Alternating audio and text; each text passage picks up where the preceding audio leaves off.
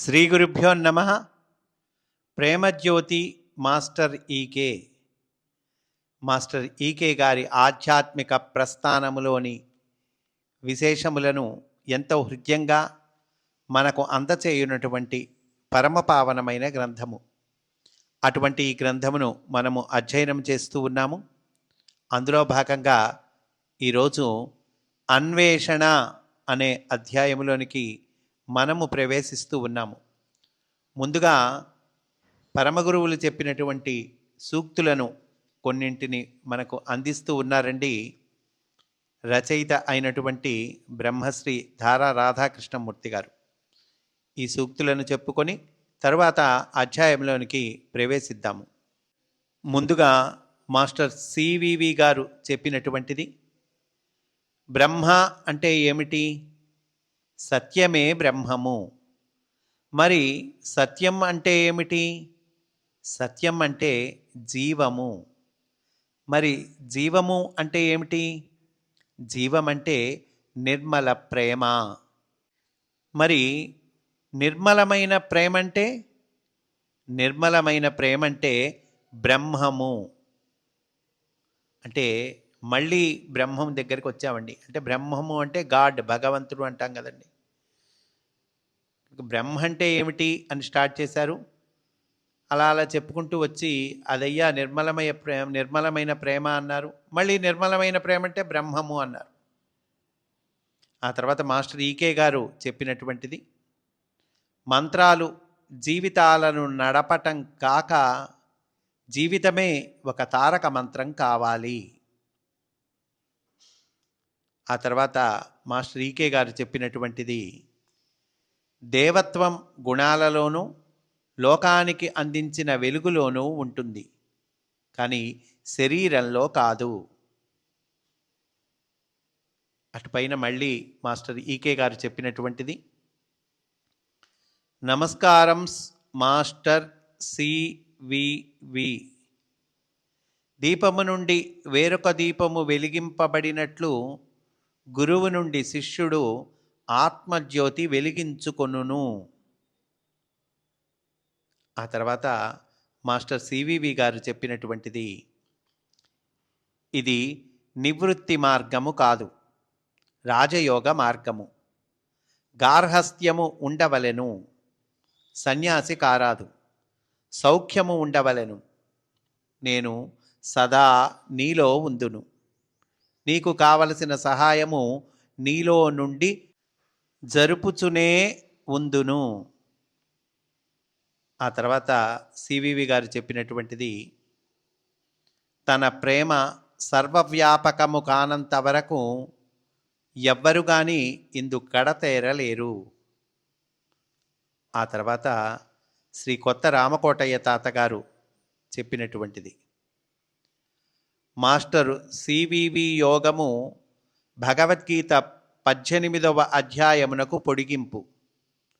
సర్వధర్మాన్ పరిత్యజ్య అన్న కీలక మంత్రమును ఆచరణలో పెట్టినప్పుడు ఎలాంటి యోగ ప్రక్రియలు జరుగునో ఆ యోగ ప్రక్రియలను కలిగి ఉన్నది 19వ అధ్యాయము. అటుపైన మాస్టర్ ఈకే గారు చెప్పినటువంటిది,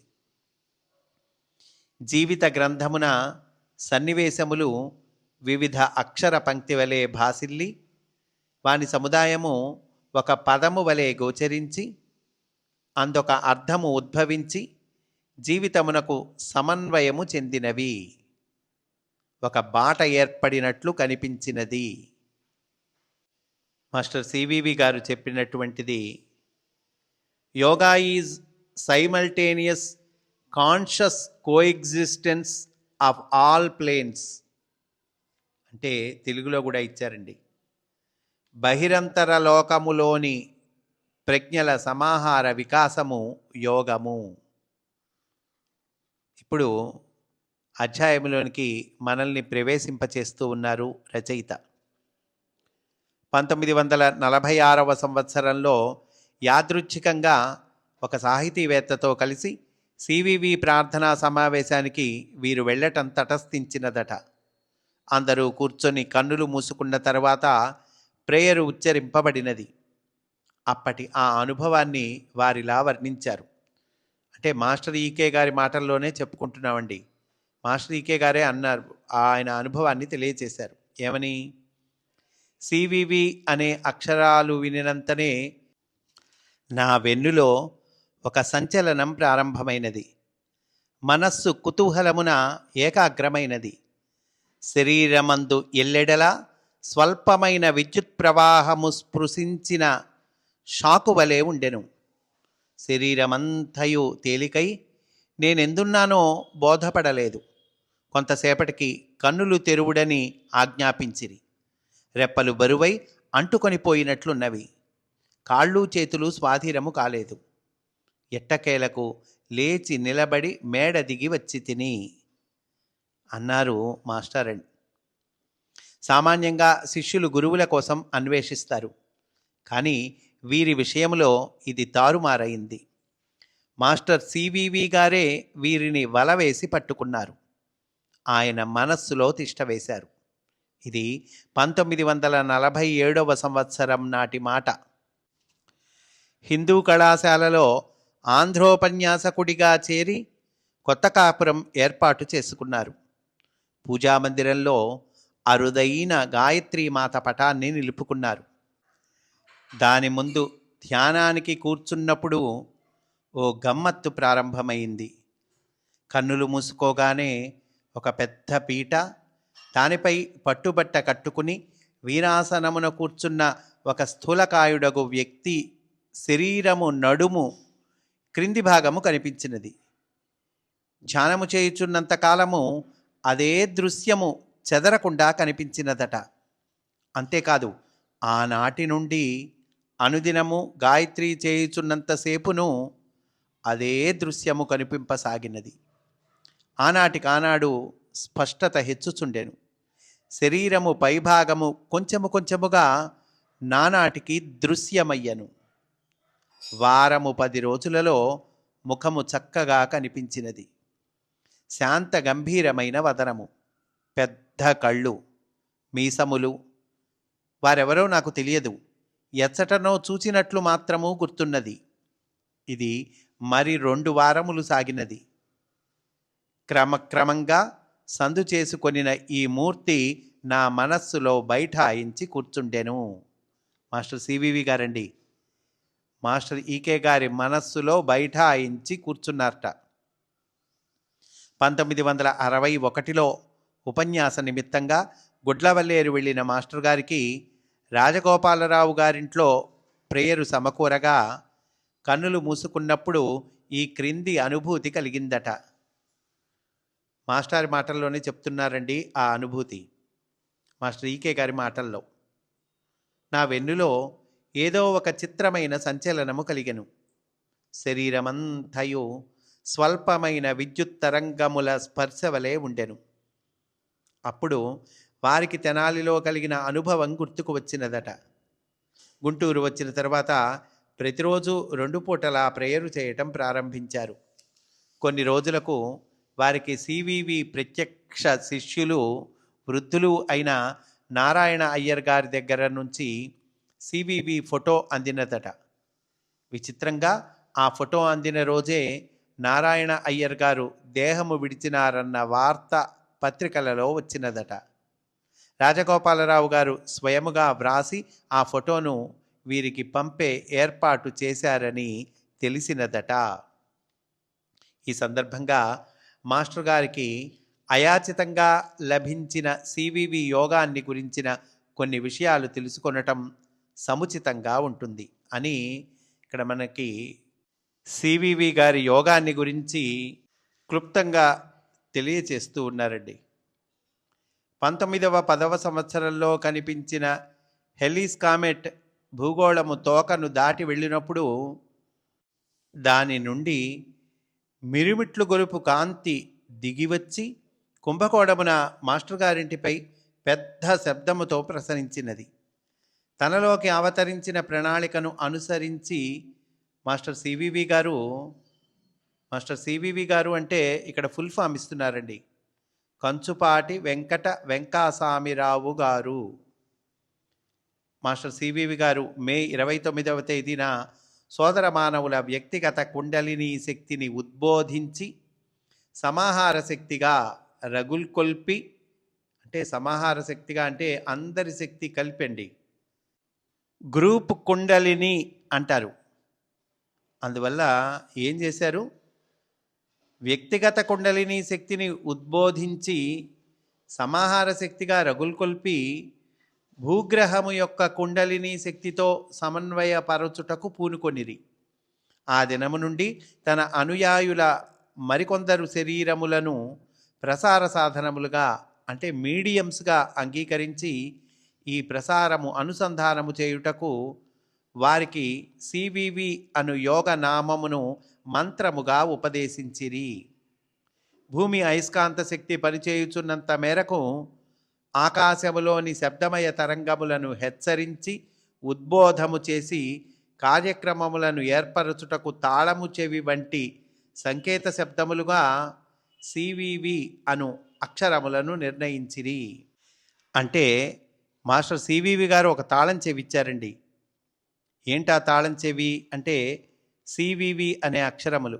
వీటిల్ని ఉచ్చరించినప్పుడు అంటే ఈ మంత్రాన్ని మనం ఉచ్చరించినప్పుడు ఏమవుతుందండి, ఆకాశములోని శబ్దమయ తరంగములను హెచ్చరించి ఉద్బోధము చేసి కార్యక్రమమును ఏర్పరచుటకు కావలసిన తాళం చెవి ఇది అన్నారు. కాబట్టి ఈ తాళం చెవి ఉపయోగించి మనం ఆ తాళం తెరిస్తే ఈ ఆకాశంలోని శబ్దమయ తరంగాలు హెచ్చరింపబడతాయి, ఉద్బోధము అవుతాయి, కార్యక్రమము ఏర్పాటు అవుతుంది అంటున్నారండి.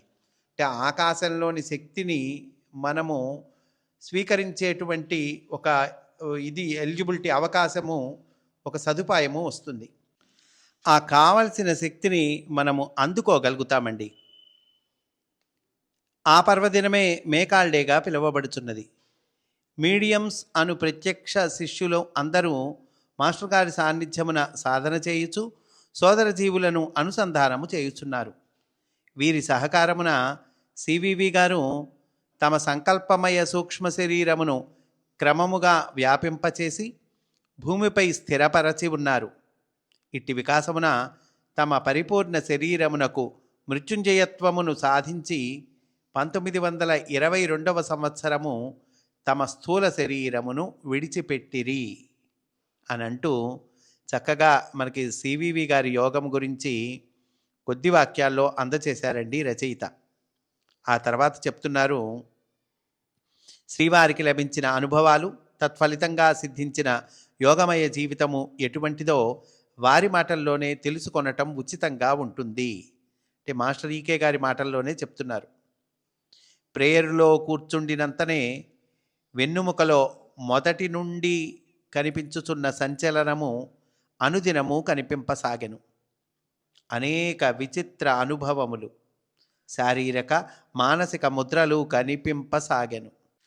మనస్సు స్థిమితపడి దినచర్యలో ఎట్టి ఉద్వేగములు లేక వర్తించుట ఆరంభమైనది. అనుదినము ప్రేయరులో కొన్ని యంత్రములు, మంత్రములు, వానిని ఉపాసించు విధానములు, వినియోగములు గోచరించినవి. నా దైనందిన కర్తవ్యము చక్కని వాక్యముల రూపమున వినబడుటయో కనబడుటయో జరుగుచుండెను.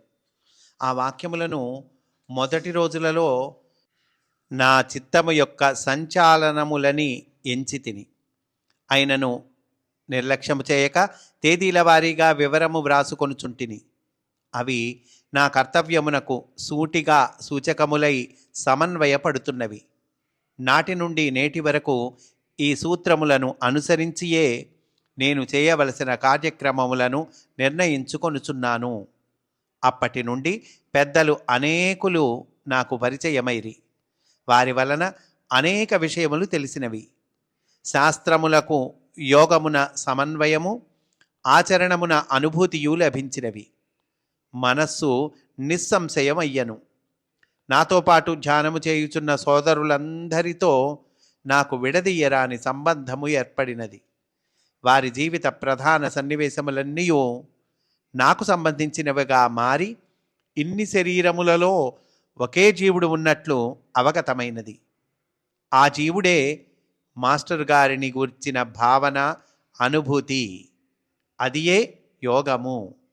శిష్యుని ద్వారా జరిగిన రోగోపశమనము, మహిమలు, వారికి సోదరులకు కలుగు అనుభూతులు గురువుగారి మహిమకు నిదర్శనములే గాని మన సామర్థ్యమునకు ప్రదర్శనలు కాదని గుర్తించుకున్నంత వరకు గురువు శిష్యునిలో వ్యక్తమగును. గురువునందు శిష్యుడు ఉండును. శిష్యుడు చేయు ఆరోహణ, గురువు చేయు అవరోహణ కలసిన చోట ఒకే పరమాత్మ ప్రజ్ఞ ఉండును. ఈ రూపాంతర ప్రక్రియనే గురువు శిష్యుడాయే, శిష్యుడు గురువాయే అని సంప్రదాయమున చెప్పబడినది అని మాస్టర్ మాటల్ని ఇక్కడ మనకి చక్కగా ఇచ్చారండి.